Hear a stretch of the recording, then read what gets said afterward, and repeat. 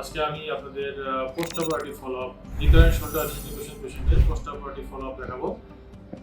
আমি ডাক্তার মোহাম্মদ আরিফ হোসেন, সহকারী অধ্যাপক স্পোর্টস মেডিসিন অর্থোস্কোপি সার্জারি, জাতীয় অর্থোপেডিক হাসপাতাল উপনিবেশন প্রতিষ্ঠান।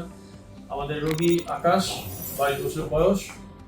উনি রিকারেন্ট শোল্ডার ডিসলোকেশন সমস্যায় ভুগছিলেন, অর্থাৎ তার জয়েন্ট শোল্ডার জয়েন্ট বারবার ছুটে যেত এবং আমরা তার 2 মাস আগে তার অপারেশন করি, আর্থ্রোস্কোপিক ব্যাংকার ডিক্লেয়ার করি। আমরা ওই মুখ থেকে আজকে তার অপারেশনের পরবর্তী সে কেমন আছে।